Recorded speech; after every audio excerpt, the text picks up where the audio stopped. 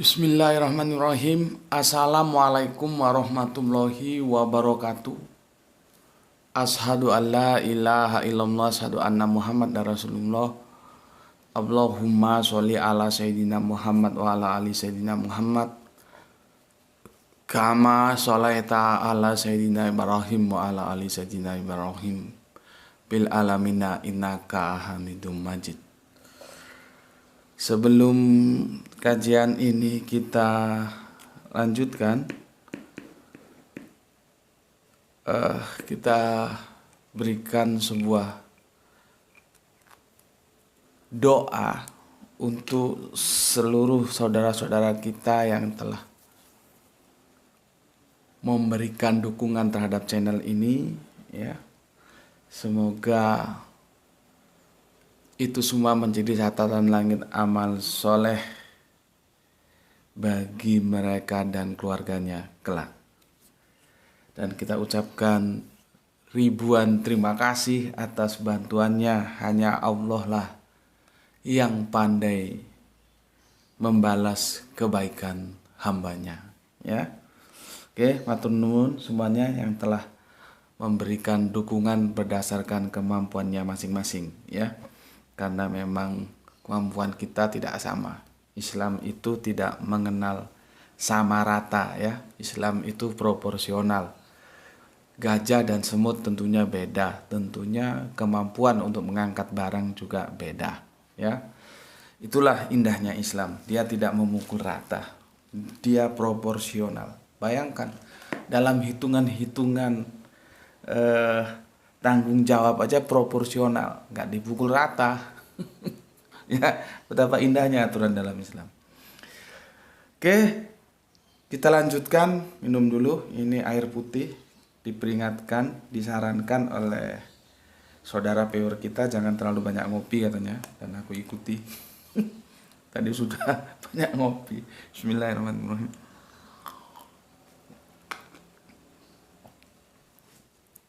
Oke, kita lanjutkan kajian kita. Masih dalam rubrik tajuknya sholawat, ya. Insya Allah ini berikutnya satu lagi, insya Allah masih 1, 2, sekitar 3 video lagi baru selesai, ya. Nanti kita beralih ke topik lain.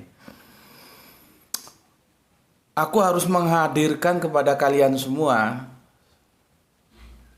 sejauh mana yang aku ketahui tafsiran-tafsiran atau terjemahan-terjemahan Quran surat Al-Ashab 56 itu, ya, supaya nanti kalian juga terserah.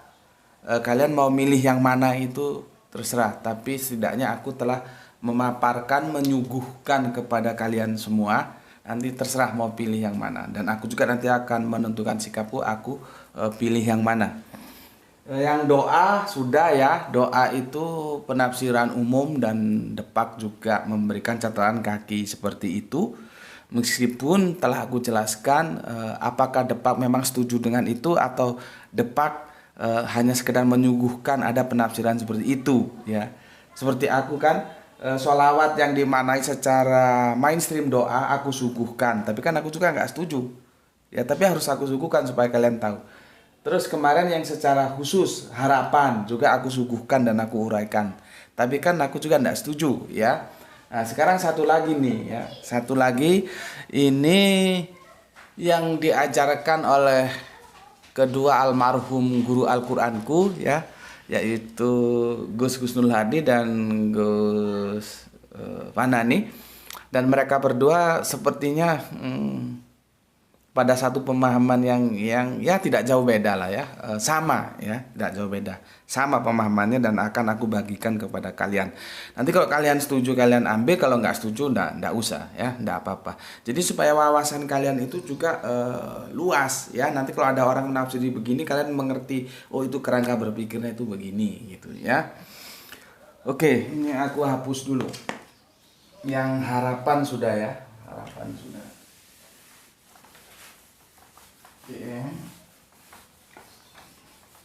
Dan semoga kajian-kajiannya bisa dipahami, ya.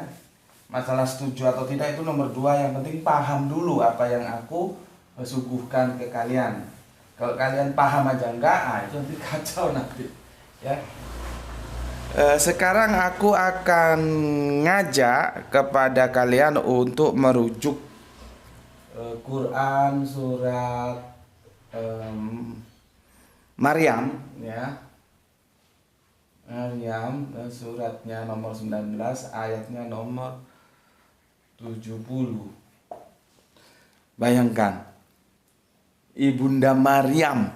Ya, ini sudah diorder oleh soleha kita dari Sulawesi Tenggara kalau tidak salah ya. Untuk menjelaskan kenapa Maryam ini namanya tercatat di dalam Al-Qur'an ya. Ini nama yang tercatat, nama wanita yang tercatat di dalam Al-Qur'an itu Bunda Maryam ini.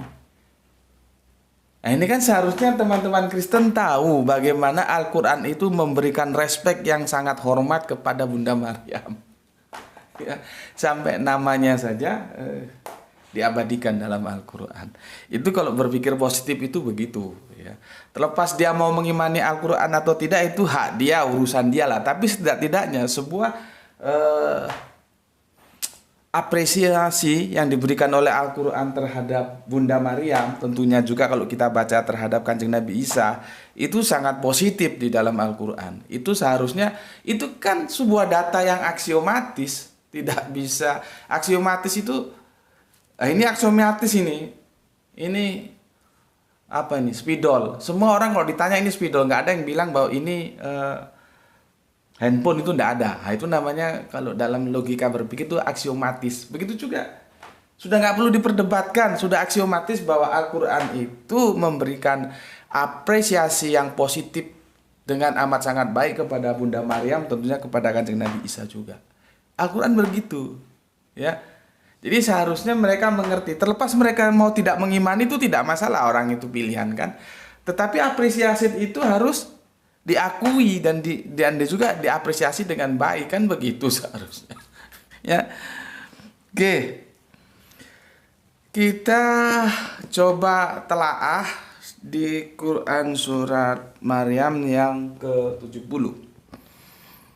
Ini begini, suma ya, ini sorry kalau makhrajnya kurang tepat ya, ini nggak pernah bau pondokan ya. Jadi makhrajnya mungkin nggak bisa, lisanul Arabnya kacau. Suma lanahnu a'lamu bilazina hum aula bihas silia. Ya, silia. Terjemahnya kita baca ya.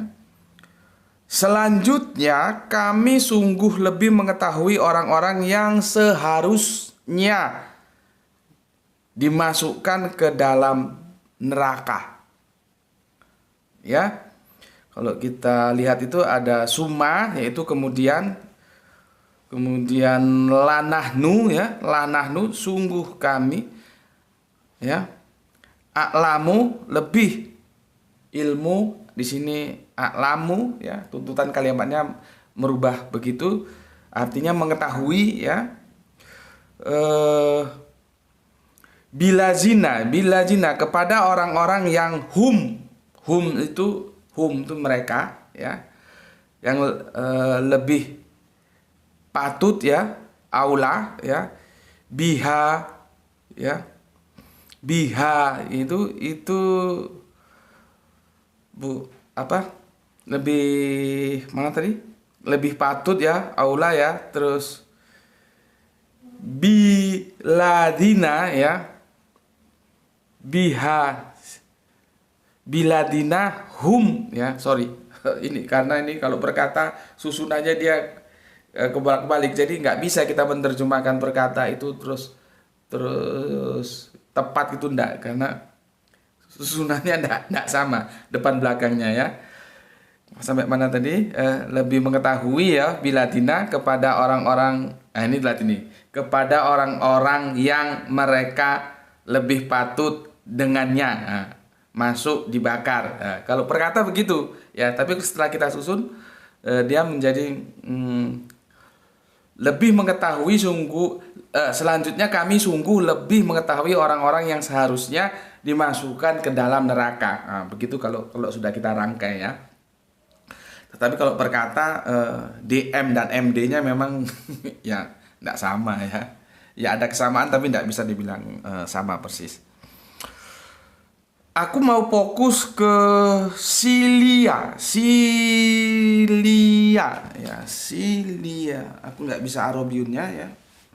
Jadi kalaupun bisa terlalu bagus tulisannya, lihat di Quranmu saja ya. Silia, ya, li, ya. Nah, takut salah nulis, jadi aku harus lihat secara cermat ya. Ini sudah salah ini, tolong diingatkan. Ini yaknya double ya. Ini diartikan ya di sini masuk atau dibakar. Masuk ini ya. Masuk ini dibakar. Ya. Masuk dibakar. Oke. Sekarang aku ajak kalian berwisata ke Al-Lahab surat 111 ya. Ayatnya nomor 3 ya. Nomor 3. Quran surat Al-Lahab ya. 111 nomor 3. Ya. Saya sela narong zatalahab ya. Kelak dia akan masuk ke dalam api yang bergejolak. Ya biasanya menyala-nyala bergejolak ya. Ini kalau diterjemahkan perkata itu, sebentar, mana tutupnya nih? Nanti dia kering kalau nggak ditutup. Oke. Begini, kelak saya sela ya, kelak ia akan naron, kelak ia akan api ya. Ya, zata mempunyai lahab ya, bergejolak ya. Kalau terjemahan perkataannya begitu ya, jadi belum dirangkai DMMD-nya nggak sama. Kalau sudah dirangkai seperti di atas, kelak dia akan masuk ke dalam api yang bergejolak ya. Yang mau aku sampaikan ke kalian adalah sayasla.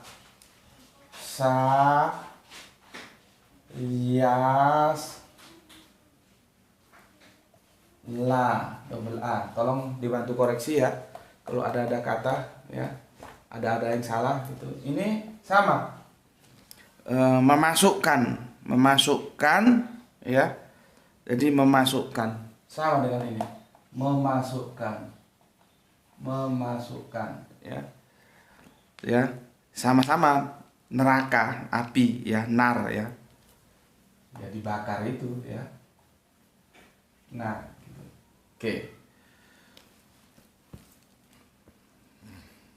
Oke. Aku minum dulu. Bismillahirrahmanirrahim.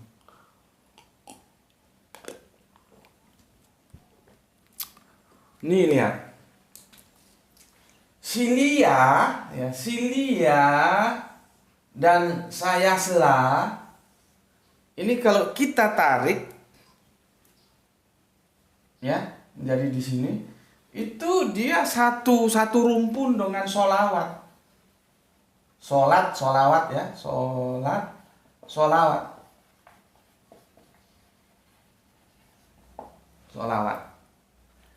Ya, dia satu rumpun. Silia sama sayasla itu satu rumpun dengan solawat atau sholat. Ini perubahan ini hanya perubahan tuntutan kalimatnya, memang harus berubah begitu ya. Oke. Aku cerita dulu.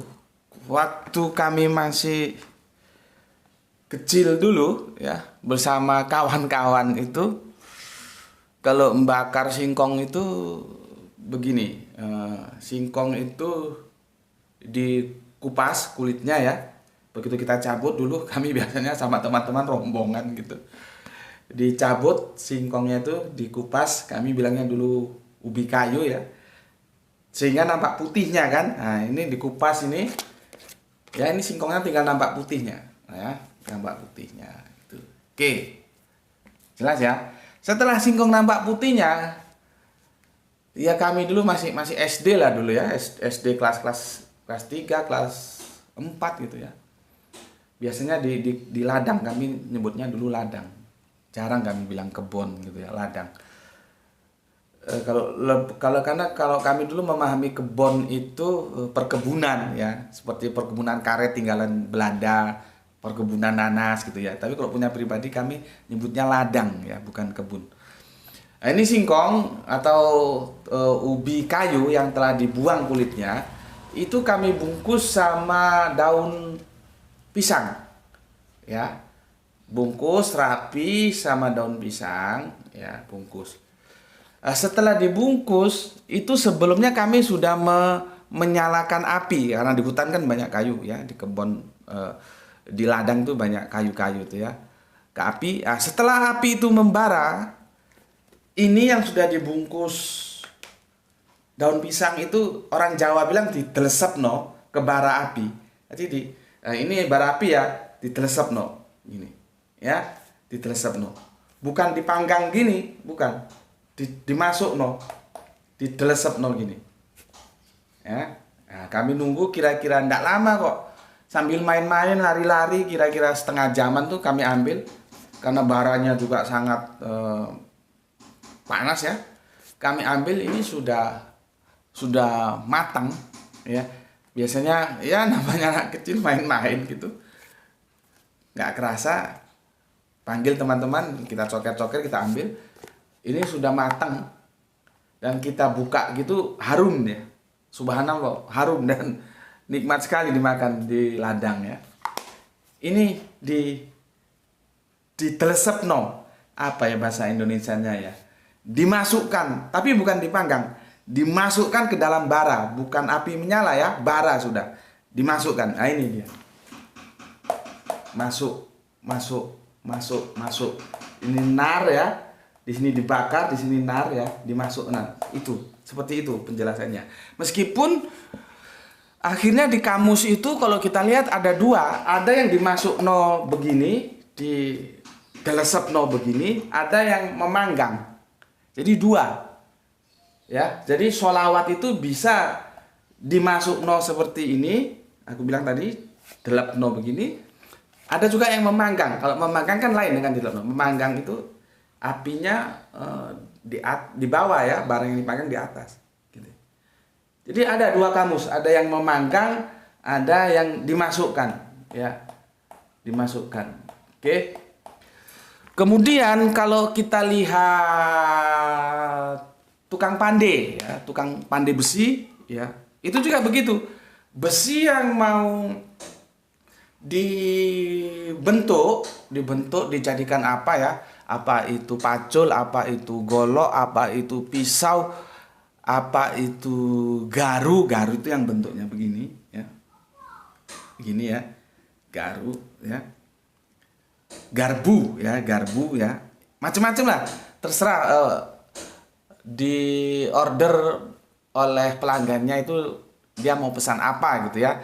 Tapi intinya ketika besi itu mau dibentuk sesuai pesanan pelanggan, maka sama tukang pandai itu di proses pembuatannya itu yaitu besi dimasukkan ke dalam api itu ya.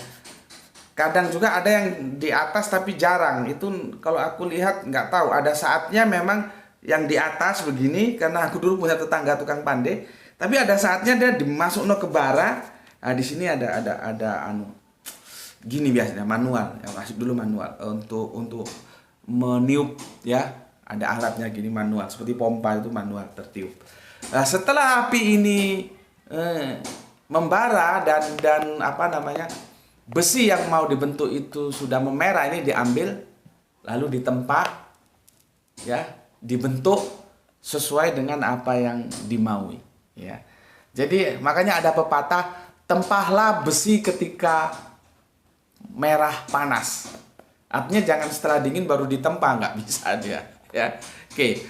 Dari cerita itu maka akhirnya di kamus juga ada yang menerjemahkan sholawat itu membentuk membentuk, ya. Jadi ada yang membentuk. Nah, inilah yang sedang kita kaji, membentuk, ya. Jadi sholawat itu membentuk. Kalau kemarin doa sudah, harapan sudah, sekarang membentuk. Dan ini dua guruku ini seperti ini, membentuk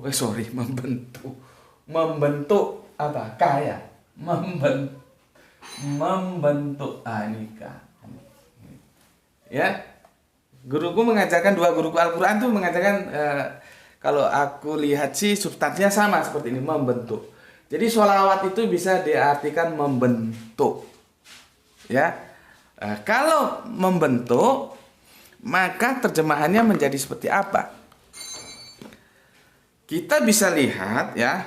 Kita kembalikan ke Quran surat Al-Ahzab, ya.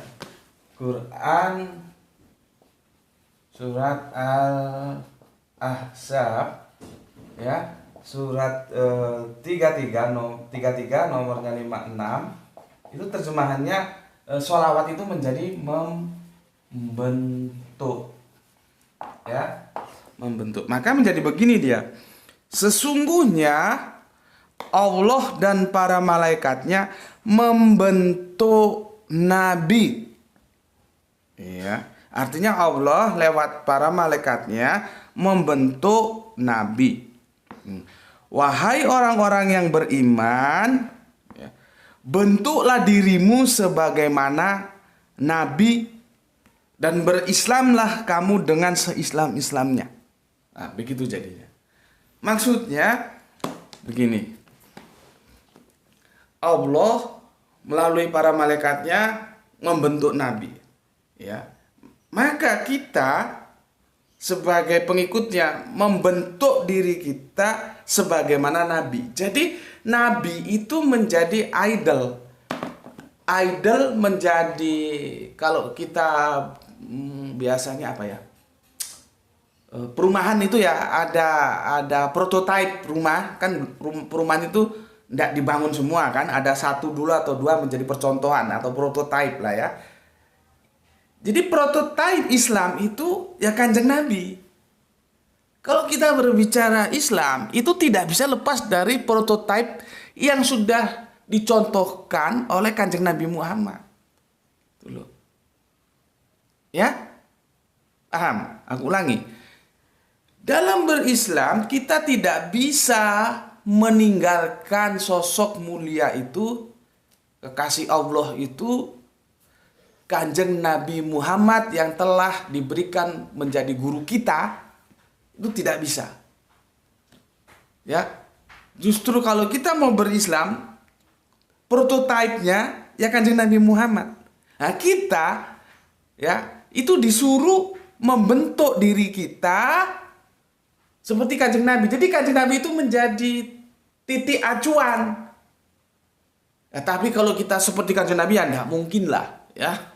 Kita ini manusia yang halal haram kadang-kadang diembat wae ya.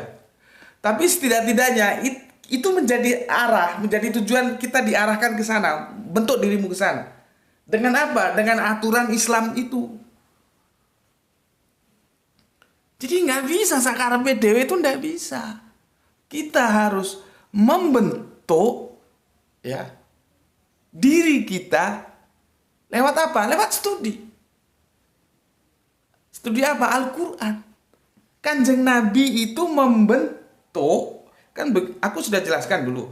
Ketika Kanjeng Nabi memproklamirkan kenabiannya, itu kan masyarakat Arab Mekah pada waktu itu, konteksnya masih Mekah belum Madinah. Kan akhirnya katermelen, terpecah, terpisah, terbelah menjadi dua. Ada yang menerima, ada yang menolak. Yang menerima ini dulu yang diopeni Kanjeng Nabi. Yang menolak itu dibiarkan dulu. Diopeni lewat sebuah pendidikan studi di rumahnya Pak Arkom yang terkenal dengan Darul Arkom. Itu dibentuk. Lewat apa? Lewat studi Al-Quran. Itu dibentuk. Lah kita disuruh membentuk diri kita lewat Mana Al-Quran? Lewat nih. Bagaimana cara memahaminya? Lihat bagaimana Kanjeng Nabi mengaplikasikannya. Makanya disebut Al-Quran menurut sunnah Rasul. Jadi tidak bisa kita terlepas dari Kanjeng Nabi, itu tidak bisa. Prototipenya itu Kanjeng Nabi. Ya, makanya lucu kalau ada yang bilang Islam itu lahir sekian tahun jauh setelah Kanjeng Nabi wafat. Lah kalau Kanjeng Nabi sudah wafat, prototipenya siapa? Kan nggak bisa, ngawur kalau mau Islam itu disamakan dengan yang lain. Enggak, Islam itu dia eksklusif, tidak inklusif gitu loh. Karena apa? Dia yang terakhir, dinulai yang terakhir, pewaris dari iman Abraham. Maka dia terjaga. Lah kok dikatakan bisa terbentuk setelah Kanjeng Nabi wafat. Lah kalau sudah Kanjeng Nabi wafat, prototipenya siapa? Logika berpikir kan begitu kalau kita kembali ke kemarin yang kita membantah pendapatnya Mun Insiri tentang kemunculan Islam dalam keserjanaan revisionis, kan begitu katanya. Jadi dia mau revisi, saya bilang tidak mungkin. Mau direvisi gimana? Merevisi sejarah dengan sejarah, ya nanti dulu lah. Setiap orang punya sejarahnya kok, gitu. Cuman kan logika berpikir, lah kalau nggak ada patronnya, nggak ada prototipenya, siapa? Apa ada yang bisa kita sosokkan? Kita mau berislam tapi prototipenya bukan Kanjeng Nabi. Ada? Kan nggak ada. Gitu. Jadi dengan logika yang sederhana itu saja, kalau kita baca buku ini kemarin sudah selesai nih. Untuk apa? Untuk apa dibaca sampai selesai? Karena dengan kerangka begitu aja ini sudah tertolak. Itu loh. Nah, yang dimaksud di dalam Quran surat Al-Ashab itu, ya, aku dijelaskan dulu itu membentuk. Jadi Allah dengan Al-Quran lewat para malaikat membentuk Kanjeng Nabi sebagai pribadi yang Qurani. Makanya dibilang Quran berjalan, ya. Maka kita sebagai orang-orang pengikutnya, sebagai orang-orang yang beriman, membentuk diri kita dengan acuan parameternya siapa? Kanjeng Nabi. Lewat apa? Ya, kembali lewat ngaji. Makanya aku berulang kali bilang, perubahan itu tidak harus lewat edukasi. Tidak bisa. Orang nggak bisa ujuk-ujuk tahu Al-Quran tanpa dia mau ngaji itu. Alah, tidak mungkin lah. Ya, tidak mungkin. Kita itu berbicara hal-hal yang logis, ya. Pendidikan itu harus suatu jalan yang dilalui untuk orang menjadi ngerti. Ya, terlepas nanti ada orang menempuh pendidikan, misalkan kalau di kampus itu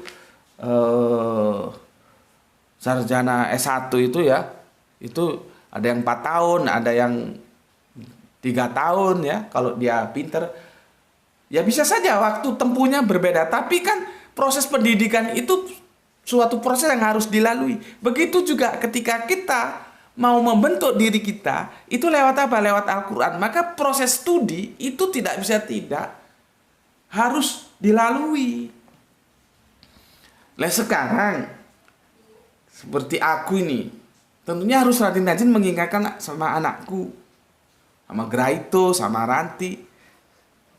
Ya kembali lagi aku bilang, Islam tuh proporsional. Graito yang sudah SMA tentu cara ngajinya beda dengan Ranti yang masih kelas 2 SD. Kalau dia ya surat-surat pendek, kalau Graito ya mulai mengkaji, membaca Al-Quran. Makhrajnya gimana, lagomnya gimana, baru nanti pemahaman. Tapi ya biar dia mencari bentuknya sendiri gitu. Nanti aku tinggal lihat, baru nanti diarahkan gitu. Jadi aku juga tidak ingin dia menjadi bapaknya, enggak, biar dia menjadi diri dia sendiri gitu. Tapi terlepas dari itu semua, kita sebagai orang tua wajib, ya, mengajarkan. Kalau kamu bisa, kamu ajar sendiri. Kalau kamu tidak bisa dan kebetulan secara ekonomi kamu mampu, panggil guru ngaji, kasih les anak-anakmu itu tentang Al-Quran. Terutama minimal supaya dia itu familiar lah. Ya kan aneh kalau orang Islam sama Al-Quran aja nggak familiar. Ya, supaya nanti apa? Membentuk sholawat, dia bersolawat. Jadi sholawat itu membentuk diri. Ya, seperti ini, siliin ini masuk ya. Saya selain juga masuk kemana-mana, dibakar nar api ya. Karena apa? Seperti yang aku bilang tadi, akhirnya di kamus itu ada yang dimasukkan ke dalam api, ada yang memanggang, ada yang membentuk. Nah, dari rangkaian ini aku diajarkan membentuk. Jadi sholawat itu membentuk diri. Kamu, kita, ya, dengan acuan siapa? Parameternya Kanjeng Nabi Muhammad. Kanjeng Nabi Muhammad sudah dibentuk oleh Allah lewat malaikat. Gitu. Ya. Oke. Aku sudah sampaikan seperti itu, semoga bisa dipahami ya. Namun demikian, nah ini makanya aku bilang aku itu begitu ya. Guru itu bagi aku itu sebatas memberikan informasi. Aku tampung informasinya, nanti aku menentukan diriku sendiri. Bukan karena guruku mengajarkan begini terus aku terima, enggak, ini aku tolak. Ya. Ini aku tolak. Kenapa aku tolak? Nanti alasannya aku sampaikan di seri-seri berikutnya. Ya. Tapi setidaknya kamu tahu, aku sudah paparkan ke kamu. Jadi kalau nanti kamu nemui orang yang menjelaskan bahwa sholawat itu adalah usaha untuk membentuk diri, sebagaimana orang beriman tentunya Islam, ya, itu kamu, oh aku ngerti gitu loh. Aku ngerti gitu. Karena aku sudah jelaskan. Jadi kamu nggak usah kaget gitu loh. Nggak usah kaget. Ya, terjemahan Al-Quran itu memang membutuhkan kejelian. Nggak bisa sambil lalu, gitu ya. Nah, kalau Anda yang membentuk, kamu nggak usah kaget. Kalau ada yang harapan seperti kemarin, kamu juga nggak usah kaget. Kalau ada yang doa, apalagi itu kan sudah umum, nggak usah kaget tahu. Nah, sekarang aku sudah jelaskan, aku menolak ini, meskipun guruku mengajarkan seperti ini, ya. Jadi sudah 3 aku tolak, doa, sholawat dalam perspektif doa, videonya sudah, sholawat dalam perspektif harapan, videonya sudah, sholawat dalam perspektif membentuk sekarang ini dengan acuan Quran surat Maryam 1970 dan Quran surat Al-Lahab 111:3 aku sudah jelaskan dan ketiganya aku tolak. Ya, yang ini teristimewa ini dari guruku juga aku tolak. Ya, nanti aku jelaskan apa argumentasiku menolak itu semua ya di video-video berikutnya. Itulah yang bisa aku sampaikan untuk saat ini ya. Quran surat Al-Ahzab ayat yang ke-56 ini ya, tentang sholawat, dia juga bisa dimaknai membentuk. Itu kajian dari aku ya. Minum dulu haus. Bismillahirrahmanirrahim.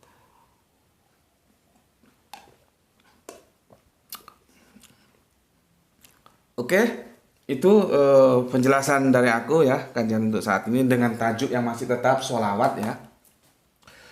Semoga bermanfaat untuk kalian ya, dan seperti biasa terserah.